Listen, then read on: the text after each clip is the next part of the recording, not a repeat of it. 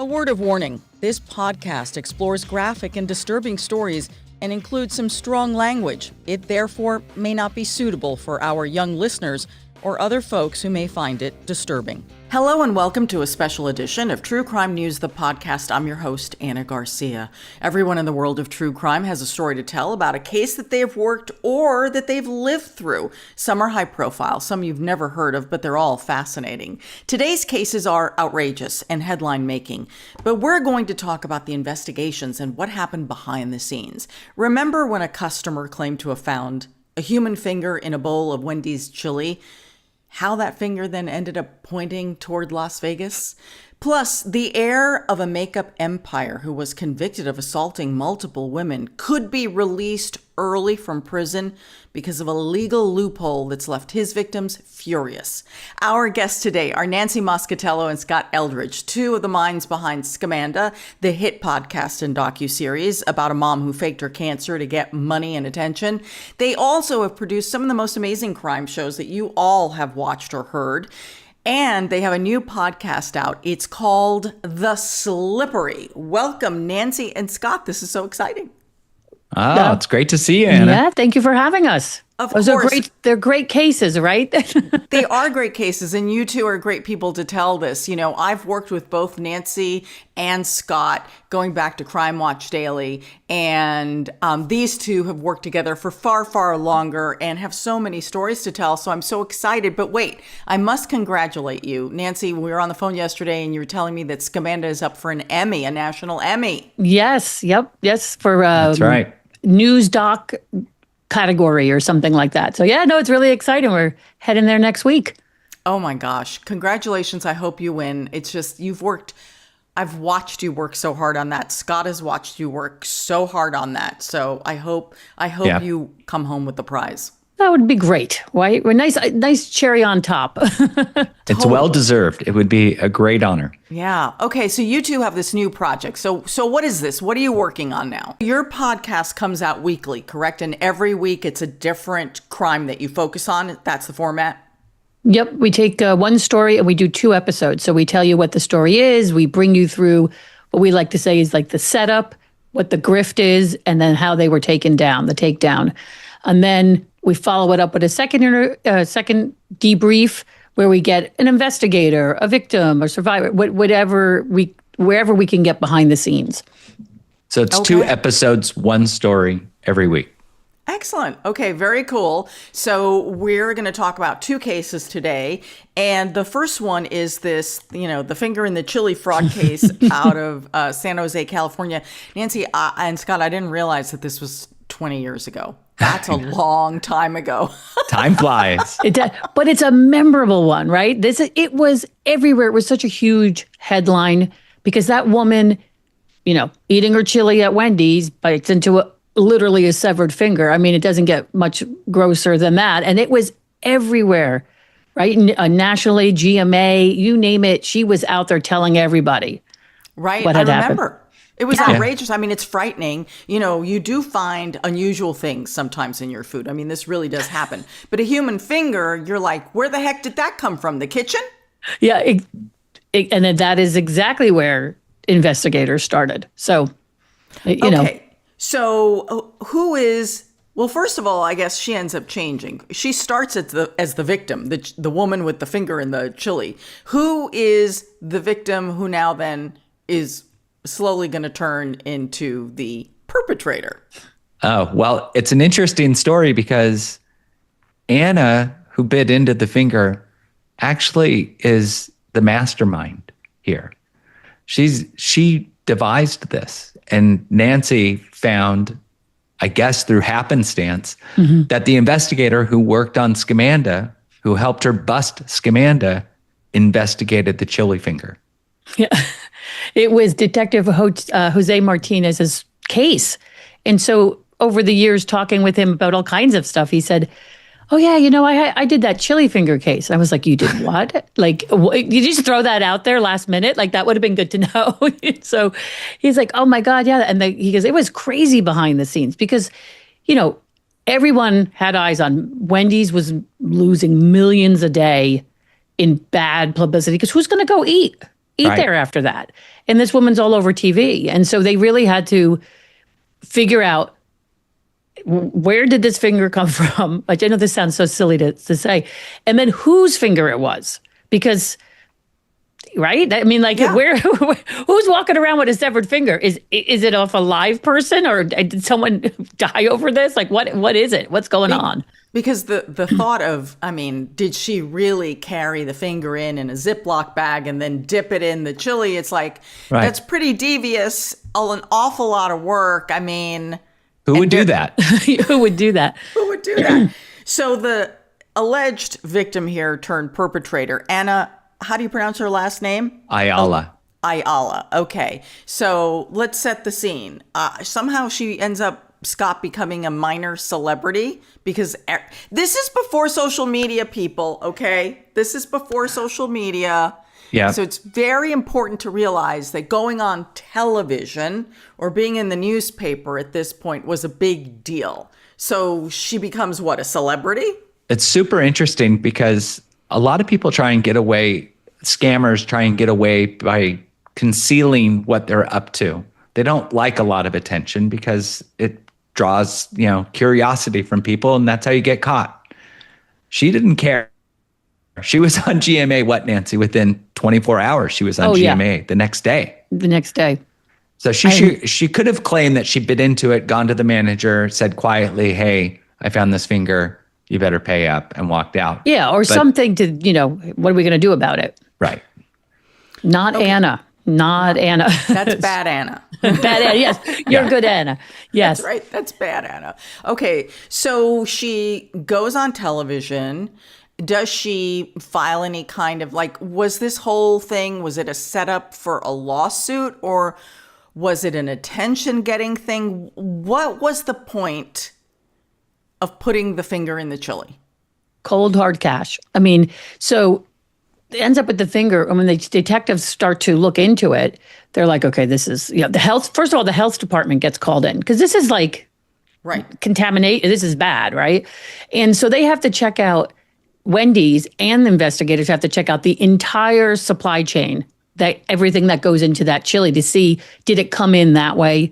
Did it come in from an employee? And Jose told us, we walked in and the first thing we did, we were like, okay, everybody put their hands up.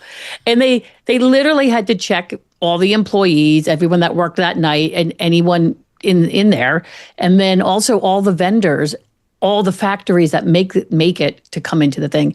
But the genius was the health department and the medical examiner took the finger, and then they ran tests on it, and they found no saliva, which was suspicious because it was in her mouth. She said she bit on it and everything. Oh, so it wasn't just oh, look what's in my chili. She said she actually bit it or tasted it. Yeah. Oh, yeah. She said she bit into this thing, and how it felt. And one other thing. So, Scott, would there have been security cameras inside of Wendy's like we would have now?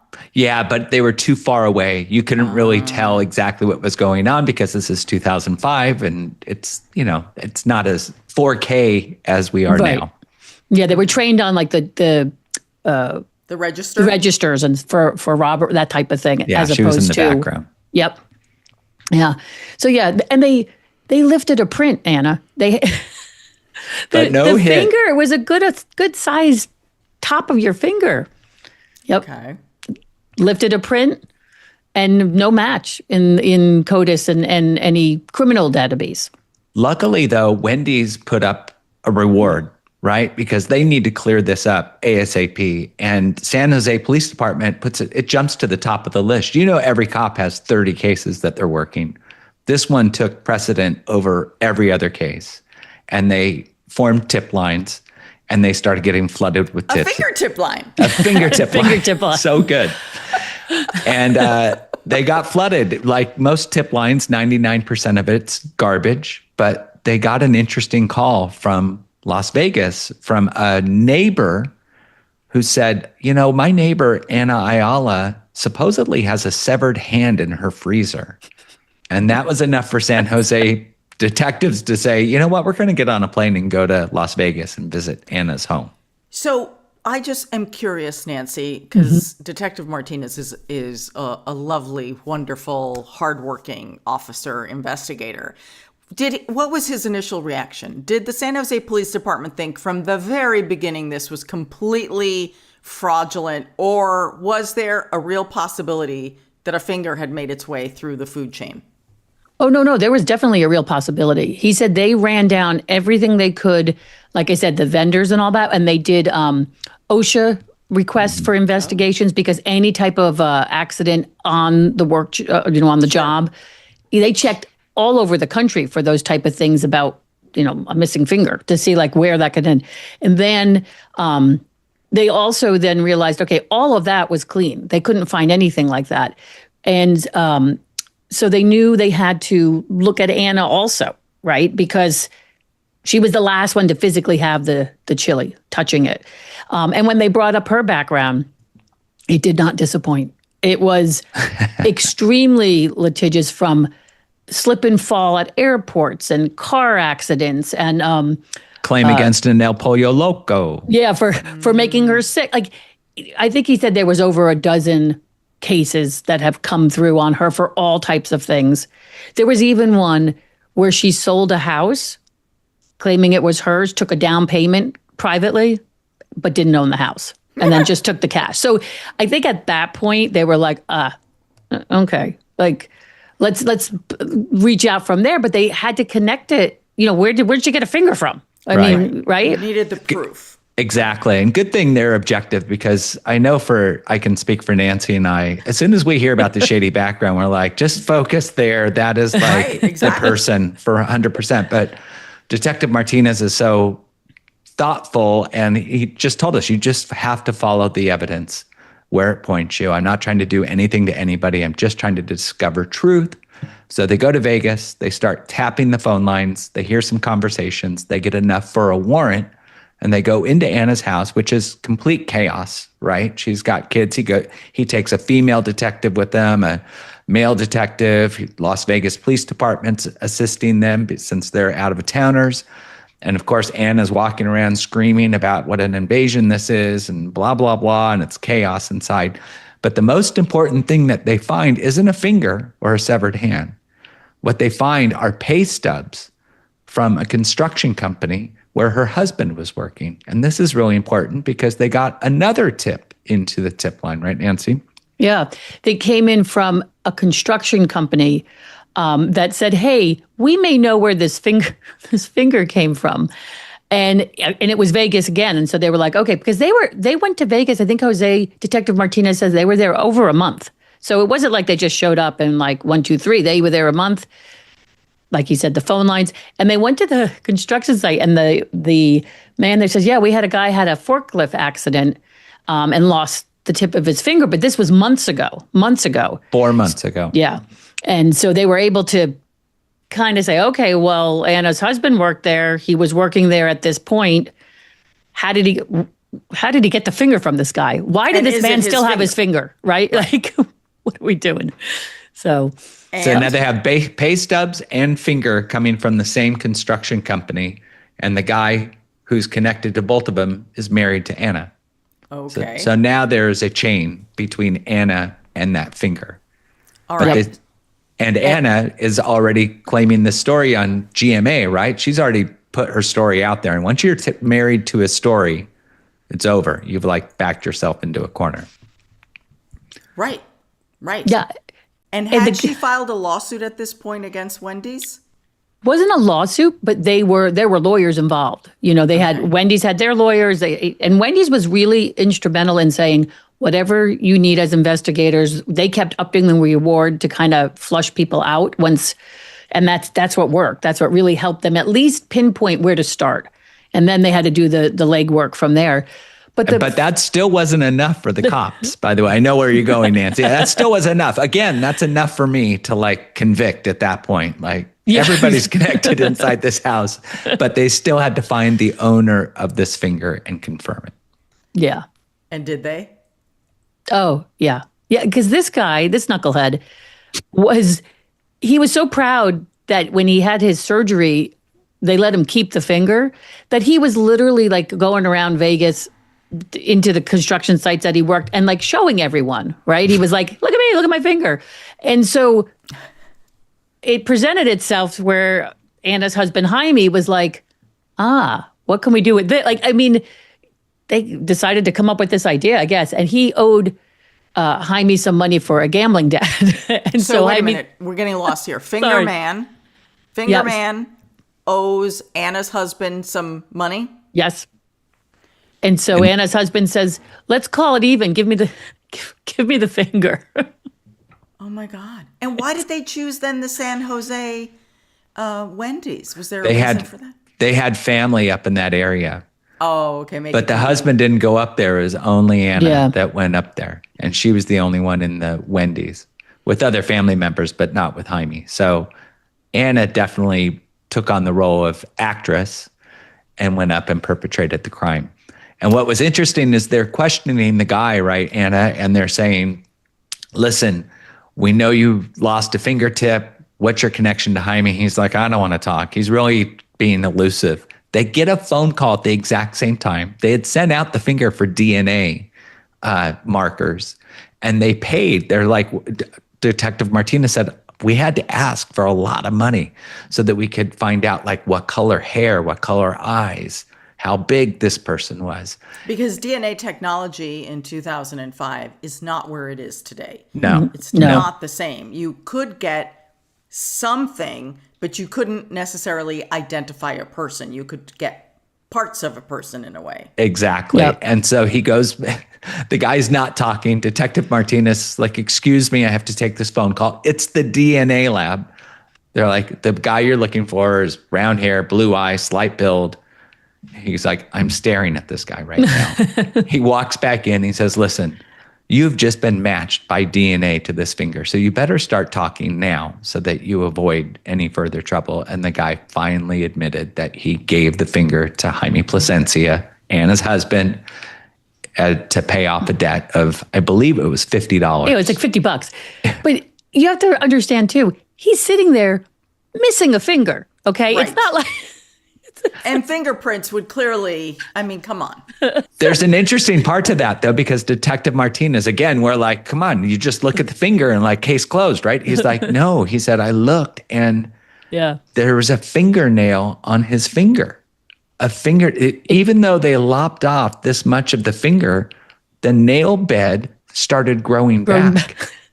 So they're a little perplexed by it. Wasn't not as much was missing as the piece that they had. Yeah. Oh. This guy was kind of a lizard, I guess. He was growing back a little bit. But here's an important part. Did Finger Man have anything to do with this hoax? No. He didn't. I mean, I think he's a bit of a dope, and he gave it, and they made some promises like, hey, you may hear something, but just lay low. Maybe we'll give you some more money down the way. But I don't think they didn't tell him, according to Detective Martinez, they didn't tell him what they were planning. Because this, again, it was months later. Right. But that warning confirmed that they always planned on grabbing media attention. They weren't going to do it quietly. They warned him, you're probably going to see us on the news, but don't say anything. Just keep your head down. So the plan to go national it backfired on them, right? They thought they were going to shame Wendy's into a settlement, a quick settlement. And instead, Wendy's can't pay you off. Wendy's has to prove they are innocent. Their food is safe, yeah. Their food's safe. Otherwise, they're sunk. And so they kind of pulled, as Detective Martinez says, they pulled the tail of the dragon. Okay, so now Finger Man admits it's his finger. And that he settled a debt by giving the finger away, exchanging the finger. So is there a confrontation, or do they just charge these two? They charged them. In fact, she said, detective said when they went in to question Anna, they didn't even ask her about the finger because they knew, like, we're done. We know we've got her for that. But they were clever. They said, hey, Anna, do you own a house in San Jose, or have you ever owned a house in San Jose, California? And she said, no, I don't own a house, never have. And they said, great, because we're going to now charge you with that sale, that pending, the money you took from the woman for that sale. So she hit her with extra felonies for taking that money. And they got her for 9 years. 9 years. She was sentenced to 9 years. And for the finger or the house or both? Everything. Both. Yep. And Jaime got 12 years. So they got significant sentences. But that's not the end of the story, because Detective Martinez in San Jose, cops get reassigned every few years out of one department into another. And in between, you have to go back to patrol. So he's on patrol and he gets a call. Drive-by shooting, part of San Jose. Goes out there with his partner. And there's, a younger guy and says, I got shot in the foot. Just drive by. And my mom saw it. And guess who comes rolling out of the house? Guess who mom is? Anna Ayala. Same detective, same perp. She walks out and confirms the entire story. He kind of steps back because he doesn't want to spoil the investigation with, the past bad blood. With the bad blood. And she describes how the drive-by shooting went down. And ballistics proved that the shooting came straight down, as if you shot yourself in the foot, which they did literally and figuratively, because the son was on parole. Like mother, like son, doesn't fall far from the tree, and neither one of them are allowed to be around firearms. It's a parole violation. Plus, she lied to police officers. Yeah, she filled out a false police report about a drive-by. So back to prison. Back to prison. And I mean, what was that moment when Detective Martinez said, "Oh, it's nice to see you again"? Yeah, no, he said he couldn't believe it. Like he was like, "Oh my God, not her." Because again, she had gotten out this is years later, right? And he's just like, I knew it immediately. It was her. And then I knew, like, okay, we got to be careful here because she's super litigious. And she recognized him. Yeah. Can you imagine? You go to prison for 9 years, probably did 5, come out and you tell this white lie to save your son's skin. And it's the same detective. And he's got I'm like, the third time she sees you is really going to blow her mind. I can't wait to hear that story. Oh my God, that's incredible. That's a great story. So is she still behind bars? She's out? Where is she in the world? Yeah. Oh my God, there's another update. Nancy, give her the latest update. This is just tiny. But during the 2024 election cycle, the New York Times did like a whole thing on like people that voted for, if you were a Democrat and you voted for Republican or vice versa, like what's your voting going to be? And they interviewed none other than Anna Ayala, and she's quoted in this article. But she's convicted of a felony, right? She can't vote. She can't vote, right? Yeah, she can't vote. But she's quoted throughout this article, and then the New York Times, someone must have contacted them and said, "Hey, this is the chili finger lady," because they had to put a whole correction and take her out of it and apologize. It's so funny that somebody recognized her name and they nabbed that, latched onto it. I mean, the idea that she just can't, I guess, toe the line and she can't help herself. No, and she's somewhere now in Los Angeles area. So because I was like, I got to know where she is. I got to know what's happening. She can't stay out of the limelight. No. Oh my God, that's crazy. That's crazy. That's so interesting because that's so much more than, what was going on in Chili World, right? It was like, and the fact that Detective Martinez is connected to that is crazy. It's great. Crazy. And we talked about it in the episode also, like what do we do with a story like this? Because there's not like, it could be a cool doc, like a one-off, like a special, because it's just so crazy, right? And would it ever be like a movie or something like that? But our first gut was just like, I don't know. It's a crazy story, but is there enough there, right? Hard to get assets for this one, by the way. There's no assets. As producers, you have grainy video from a fast food chain that's probably gone. They never went to trial. She pled out, so there's no trial footage. She's probably not going to cooperate. You got the detective. So there's really probably not enough to get a documentary off the ground. Mm-hmm. But it'd be great for a movie because she could take so many liberties, right? She's such a colorful character. And lo and behold, there's a movie coming out. We just found out. Yeah. We had done this a few weeks ago and we were like, oh my God, they just screened it and it's going to be coming out, I think, towards the end of the year. And they've got an awesome cast for it. Yeah. Really? Bryan Cranston, John Goodman, Judy Greer. It's called Chili Finger and it's based on the real events. Oh, wow. And they didn't talk to Detective Martinez, so I don't know how they figured this all. They should know all the background because I think it's better than anything. I know. I read the synopsis of it. It's based on, it's definitely not the exact story, but it's very close. I know sometimes, honestly, in our business, the truth really is far more interesting than anything you could devise in fiction. It really is. And oftentimes, people don't believe it, and they don't believe you, right? You'll be pitching these stories and they're like, she did what? And yeah, and there's evidence of it. And like, what? Yeah, they never, it's like, oh, come on. It's like, no, that's why it's interesting, right? We've seen hundreds and hundreds and thousands of stories like you, and we always are looking for what makes it extraordinary. Like, what is setting it aside, right? And that's something like this.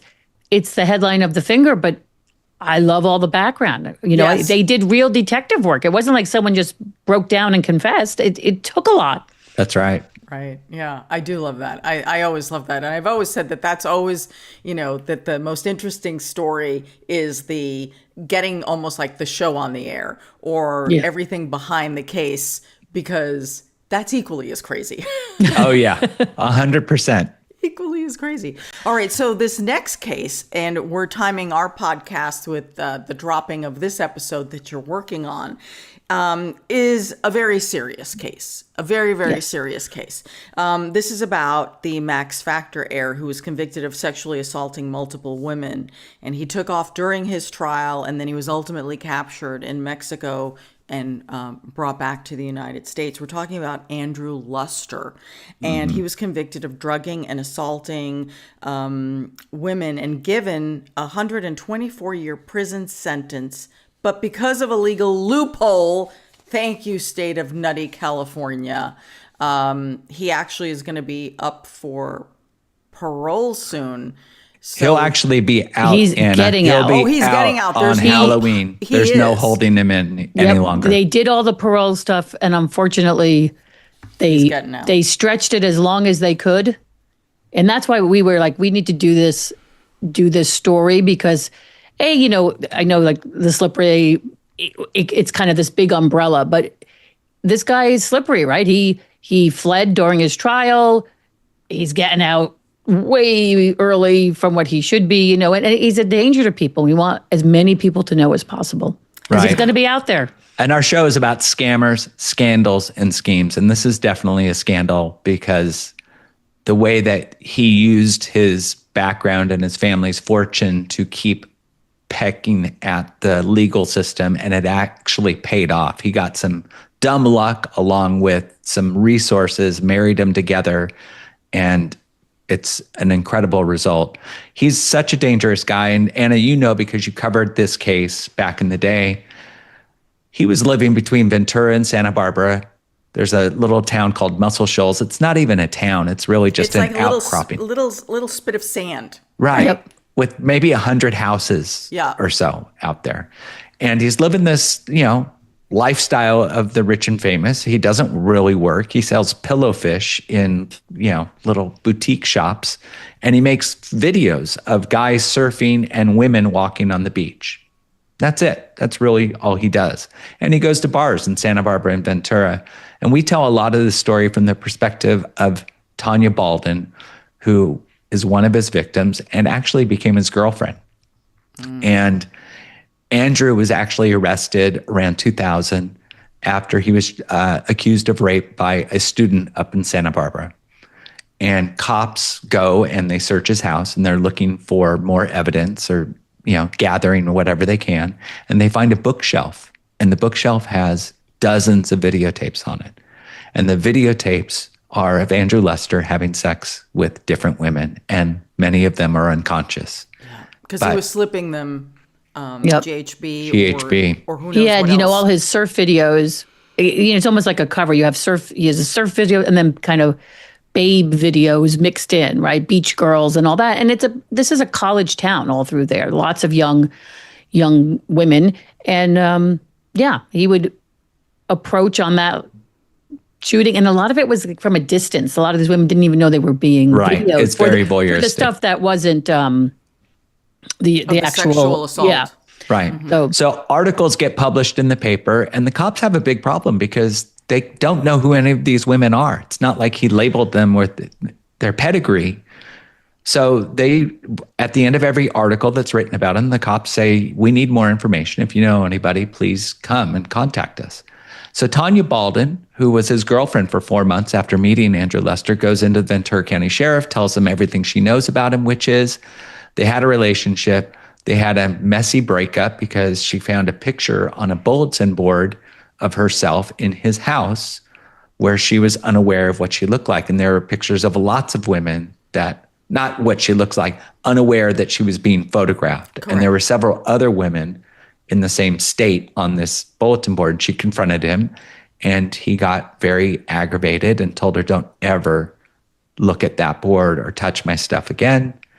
She got creeped out, left. She actually ended up dating one of his neighbors and marrying him, but Andrew didn't give up on her. He was stalking her for a few years, showing up at her workplace, parking outside of her house, wouldn't leave her alone, even threw himself on the ground. Threw himself on the ground, telling her that she needed to take him back. She's telling all this to Ventura County sheriffs, and they said, we need you to come back tomorrow with a family member for support. You're on the tapes. She's like, that's impossible. I don't need to be on the tapes for him because we had a relationship. Yeah, they had a relationship. For a few months. She goes back the next day, and sure enough, she's on the tape, and he is raping her. And it was the very first night that they met. So she has no memory, had no idea. And, he met her and her sister and some friends at a bar. And, they all went back to his place. And apparently her and the sister both don't remember. They thought they just kind of passed out from too much margarita. He was what did he say, Scott? Like making his famous margaritas. Yeah. And, she had no idea. She woke up fully dressed. Felt like, I think I drank too much because she didn't know about what turned out to be GHB. Again, this was at a time when it wasn't necessarily a known thing.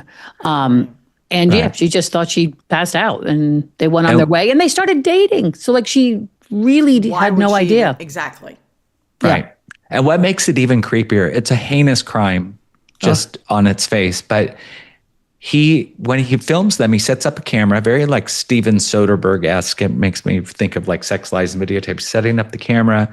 And then he speaks directly into the camera and he's making video diaries of like, oh, this is like Christmas morning, a strawberry blonde sitting in front of me for me to do whatever I want to, all of that. Makes like a little confessional to the camera multiple times and then begins his sexual acts. And it's dozens. And by the way, he's not in his teens. He's in his 30s. This isn't a behavior that maybe he grew out of in the last 25 years in prison. This is something that's probably ingrained in how you... Oh, he's a sexual predator. Right. Yep.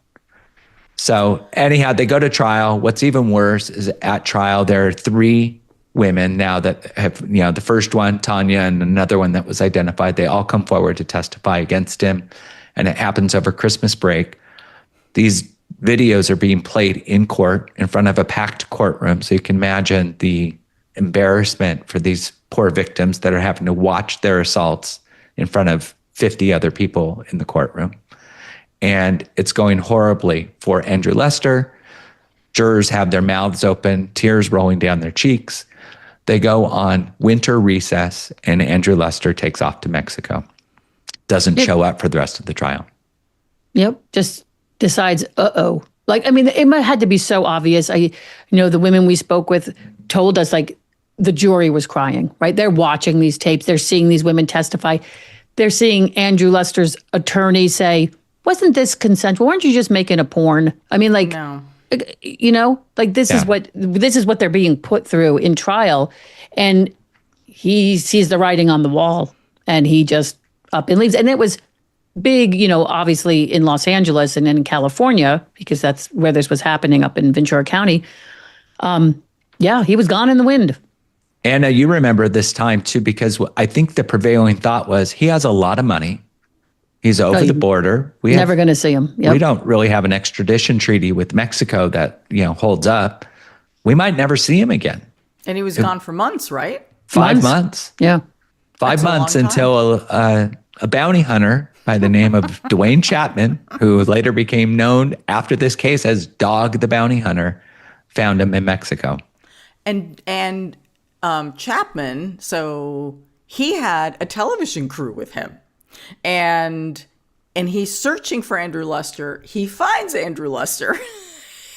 He takes Andrew Luster in, but then everyone gets arrested in Mexico. Right. Yeah. Because Dwayne Chapman, he took a gun over the border, and you can't do that in Mexico. They have it was all of a sudden everyone is arrested. So it's Andrew Luster, who the authorities are looking for. It's this nutty looking bounty hunter called Dog. And then the producer and I guess the photographer that he was with, they all get arrested. And so I had not covered the Andrew Luster case in the traditional sense because we had a reporter who was in the courtroom. I was working for Channel 7 ABC at the time. And they were covering the trial. And I was telling Nancy yesterday on the phone, it's my day off. The man gets captured in the middle of the week because I have to work weekends. And I'm out in the backyard trying to deal with a sprinkler issue. And there are all of these missed calls, and they're like, you got to get on a plane now, and you've got to go to Puerto Vallarta. And I'm like, why? Why? Why? I don't want to go. I'm tired. And it was there. We've captured Andrew Luster, and there's also Dog Chapman. And it was like, and I'm like, oh my God. And, for those of us, who are not in the news world where you grab your bag and you go and you go bag, run, and you don't even know, you don't know how, you don't know where. All you know is you've been given the directions. Get to the airport, we'll get you on a flight, right? Right. Yep. And then you've got the photographer who's got, at this point, so many cases, and an editing, this giant editing thing. You didn't edit on your phone back then. Right. Right. So, and we're like, and there, when you're traveling internationally with photo, you just don't never know what will be confiscated, how you are going to manage to get what you need and to report it too, because this was huge. And for the women, they were relieved because they didn't know where he was, right? And they said Mexico, but he could have gone anywhere once he got to Mexico, come back or whatever, who knows? Right. And they were terrified during this time. Absolutely. I do remember that amazing shot though, Anna. It's so funny because Andrew Luster is escorted out of the jail into a van, and the van takes off, headed back for the border or an airport, presumably, to get him back up to the United States. And then the camera pans, and there behind jail bars is Dog. And you're like you said, everybody's locked up down there. Everyone's locked up, yeah. And he was there for a few more days because then it was the whole thing about dealing with the gun charges, which really is a serious matter in Mexico, and all this other stuff. And it was when I got there, and you have to understand, at one point, I'm in the back of a truck, and there's all these federales, and I don't know where I am. I'm just very, very tired and very sweaty. Oh my gosh. making my way to a Mexican jail, and I'm trying, they won't let me in, so I'm trying to figure out how to talk to them, and it's basically the producer and the photographer and Dog who are you see their hands and they're waving at me from outside. Yeah, you're talking through the bars almost. Right. So the network producer I'm with is like, look, we can get much closer if we go to that building next door.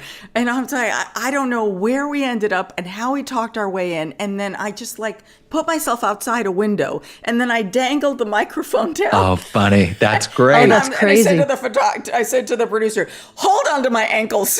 Right. And I'm yelling to them. It's who are you? What's your name? And they're like, help us. Oh my gosh. What a great story. Think about it. I mean, he did what no one could do. He found that guy, right? And right. It was incredible all around. That's another great image. I wish somebody would have gotten that on tape, Anna, of you dangling a microphone down to Dog the Bounty Hunter. Well, I think we did actually. I think Channel 7 did. And this is this inside baseball and news, but so I go through all these efforts, right, to get this because I can't get them. We're editing this report for the 4, the 5, and the 6, and I've got to get all these reports out in time as to what's happening in Mexico. Sure. Remember, people, it was different back then. You needed satellites, and we're sitting there and we're editing everything, and all of a sudden we see a feed come up and they're doing a news conference. And I'm like, a news conference? And so Dog and the producer and they all come out. Andrew Luster's gone. He's already been taken, like you said, taken into custody. And now I'm like, so I didn't have to hang off a balcony to get this? Yeah, they're just walking out now. They're just walking out, and I'm like, oh, no. And the poor photographer who's also editing, who's absolutely as exhausted as I am because we have not slept. And I said to him, we have to re-edit this right now. This can't go out like this. Right, because now you look old, like it's old. Now I look old and you out missed of touch. the presser, yeah. Because they've come out to talk to all the cameras, so we have to re-edit everything, which makes us really late. And then I have to carry, it's a physical tape. I have to carry this tape. I'm in the basement of some crazy Mexican telephone company, the kind that has the wires like in I Love Lucy. Yeah, plug in this, and I'm like, and this is how we're getting out. This is how we're getting this out on this satellite. TV is so glamorous, so glamorous. So I'm lined up with everyone because we're all lined up to hit our satellite windows, and we each have like a 5-minute window to upload everything that we have. And I managed to get one, and then the second one we lost. I mean, there was a problem, and we just could not get it to play, and it just. Oh my God, it was such a disaster that I literally just sat down and cried. I cried at this. Poor Anna. There's no crying in true crime, Anna. Yeah. I couldn't anymore. It was one of those, you remember those metal tables that you see in government buildings? So it's a square metal table. That's what I was working on in the basement of this Mexican telephone company. And I just sat there and I just cried my eyes out because I had done everything in my power to cover this story without any sleep. And I was very sweaty. And I had ultimately failed because the second report, the second version didn't make the satellite. And I was so upset. Yeah. Oh, I'm sure. It means everything to meet those deadlines. We're all so fixated on meeting the deadlines, especially you in news. Oh my God. And then what you don't know, and I know this is so aside, but you could understand the stress. When I got to the airport, not knowing where I'm getting on, I'm just like, and I finally get to the counter, I give them my passport, and they're like, your passport has expired. I'm like, what the fuck? And I said to her, I said, you've got to get me on this plane. You don't understand. I have got to get to Mexico right now. And she's like, okay, if you run 2 terminals over, there's a place where you can take your expired passport. They will give you a legal letter that the Mexican authorities will accept. And I'm like, what are you talking? Who's ever heard of this? Yeah, not anymore. Learn something new every day. Right? This is pre. Oh my God. 9/11. Yeah, before that. I am running, and I'm out of breath. And I get to the little office that's like next to a luggage store, and I'm like, I've got to get on this plane. And I said to the photographer when I took off running, I said, you get on that plane and you get there. You get there. You get there. He does it. He fills out this ridiculous piece of paperwork that honestly anyone could have made in their basement. I run back and they've already boarded the plane. And the woman sees I have it. She grabs me. She grabs her walkie-talkie and we start running through the airport. And she's like, I'm getting you on this plane. Oh, that's amazing. It's like a thriller. This is a movie right here. And she gets me on the plane. Somehow, and I don't know how, because they were the only seats available, we're literally in business class. And no news organization ever sends their reporter or photographer in business class. So I see the photographer sitting there having a little snack. I'm sweating from all of this. And he can't believe I actually made it. You made it, I got on the plane. So you have to understand, in this 24-hour window, when I missed that second story feeding, that's why I lost it crying. It's like I had done everything in my power to get to Mexico, to get the freaking story. And I just, I couldn't anymore. So now you need to channel all that Andrew Luster hate and despicableness. and I know, and we're really letting the world know he's going to be out there, right? This is a welcome reprieve from the darkness of this story, because he does end up, by the way, Dog the Bounty Hunter never got his bounty for Yeah, they never paid capturing. Oh, him. he never got it? I thought Never he did. got- never He should got it. have. I know. I don't know if it's because he violated laws going over, but Dog is still in contact with two of these victims, by the way, because he was keeping them updated on his progress as he was chasing them. So they're still in contact to this day. But Andrew Lester is brought back. He was convicted in absentia. He was. Isn't that crazy? Nancy was telling me yesterday that the trial continued without him. It's like, I'm not waiting for this guy. You waived your Thank right goodness, to defend because yourself. then they would have had to have wait if they ever caught him and then put everybody through it again, because these women had testified, they had gone through all that already. Right. So the judge was like, nope, we're plowing forward.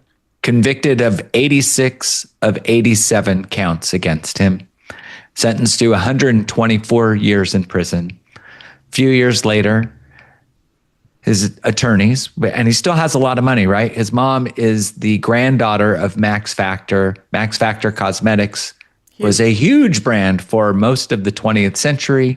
They were sold in the early 70s for $400 million, which is about $3 billion in today's dollars. So you could imagine. Yeah. So his family has a lot of money. His mom is able to pay for lawyers and Theories and whatever they want. And he lost a civil judgment against two of the women, got $20 million each from him. But of course, he claimed that he was broke and filed for bankruptcy, and they've never seen it. They've never seen a dime. Oh, but my God. The mom was able to hire attorneys, and they filed a petition, and they were able to get. They asked Tanya Baldwin, actually one of the victims, if she would support a resentencing, because 124 years, it's overkill. 50 years would be enough, wouldn't you think? Blah, blah, blah. And she signs off on it. Oh, my God. But he still would have been in his late 80s. They Like would, yeah. He still would have been in his late 80s. She believed that you actually serve your sentence, but you don't serve your whole sentence here or anywhere, actually. But they get it reduced, and they would have made that decision whether Tanya supported it or not, but it just adds a little insult to injury, because she had no idea that she was being duped by them. Yeah. So unfair. So they revised the sentence down to 50 years. And then along comes Prop 57 a few years later. And Prop 57 is designed to allow nonviolent offenders out of prison early once they serve their time for their primary offense, especially for elderly or older inmates. So in Prop 57, they list out all of the penal codes for violent offenders.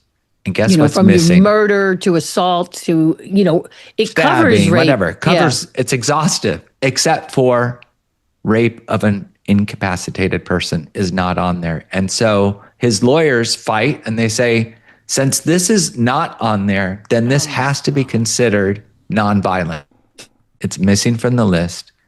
They find the loophole, and they insist that he is nonviolent because it's missing from that exhaustive list. Which just is, and they win. Ridiculous. but they won. It is ridiculous. Luckily, Tanya Baldwin, this one bright spot in this, teamed with a California legislator and was able to get it closed. They passed Bill 268, which makes rape of an incapacitated person a violent offense. So that loophole has now been closed, but it's too late. It's too late. Andrew Lester was granted parole in 2024 by the parole board, which is 3 members here, his pleas. They recommend him for it, but there's... Was this the first time he was coming up for parole?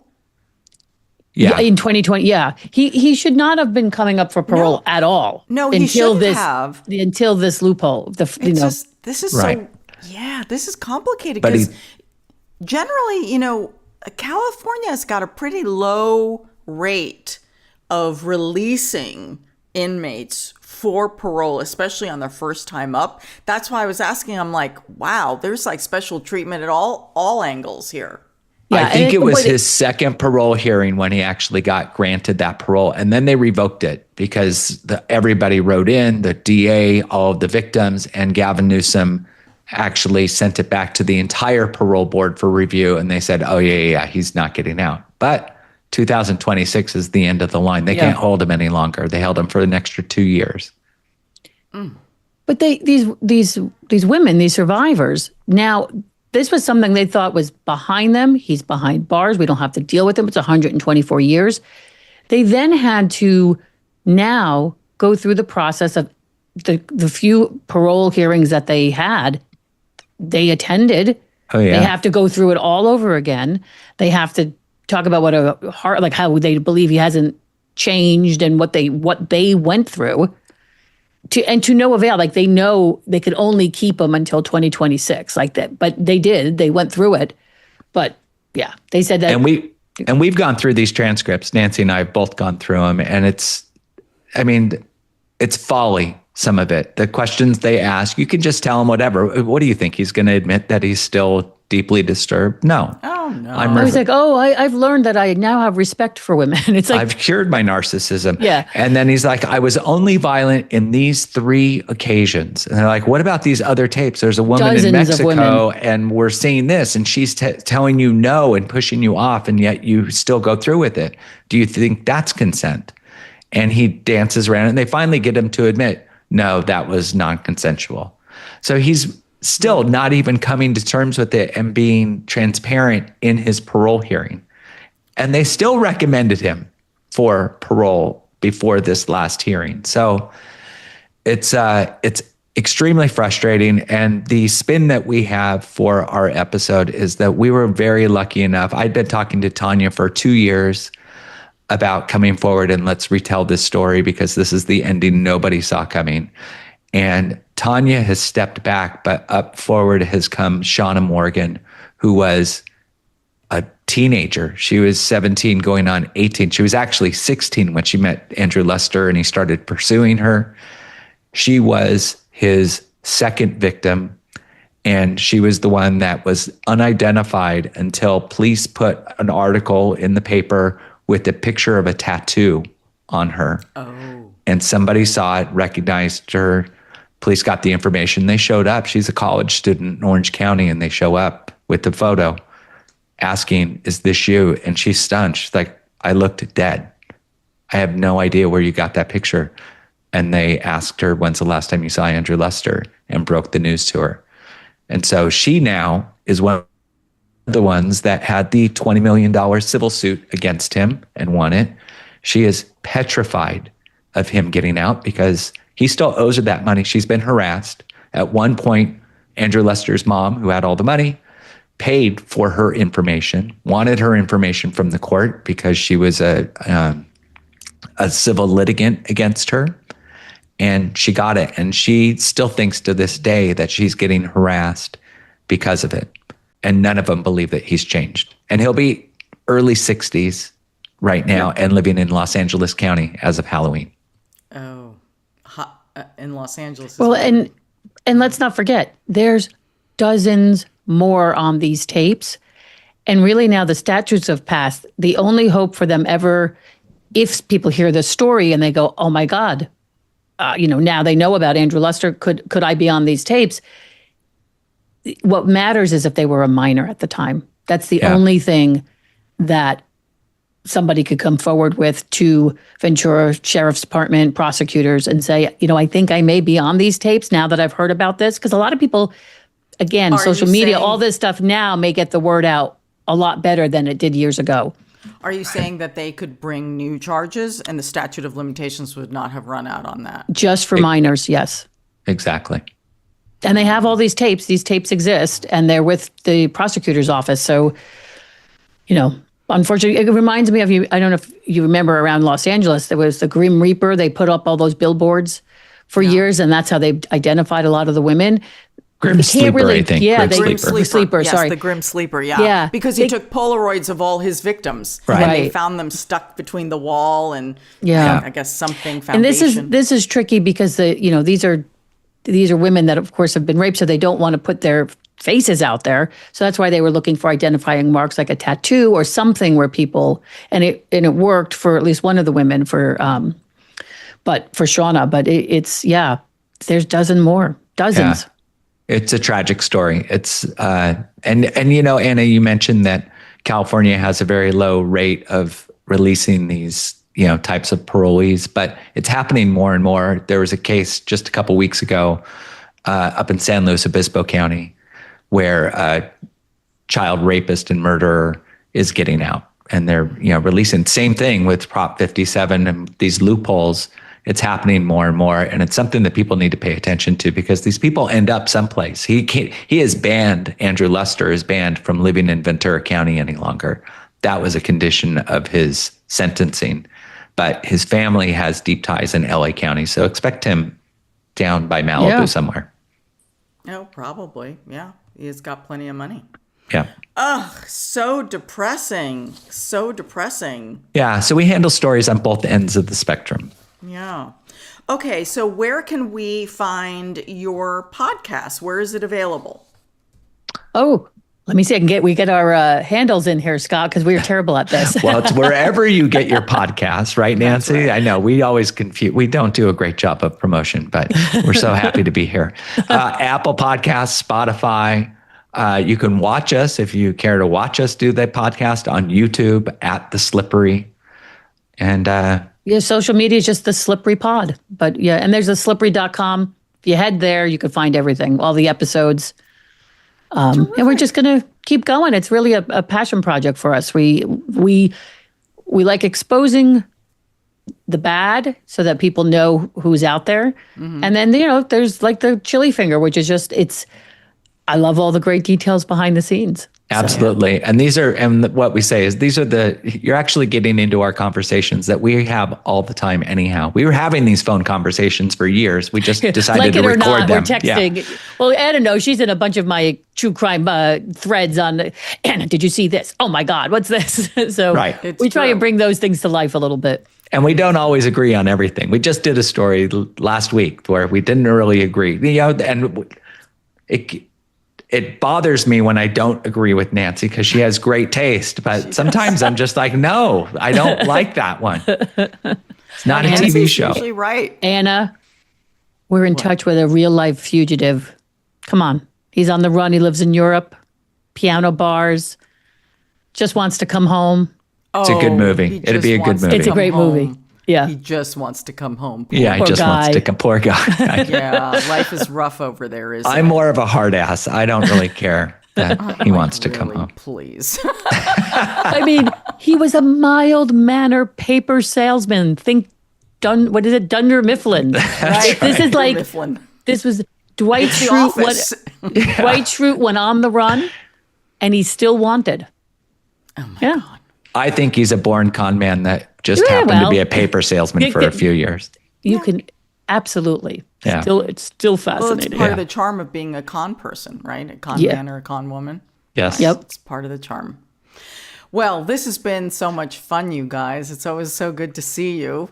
Same here. Virtually. I know. We have to make it happen in person. That would be nice. All right. Well, this has been a special episode of True Crime News, the podcast. I'm your host, Anna Garcia. Crime never stops. Neither do we.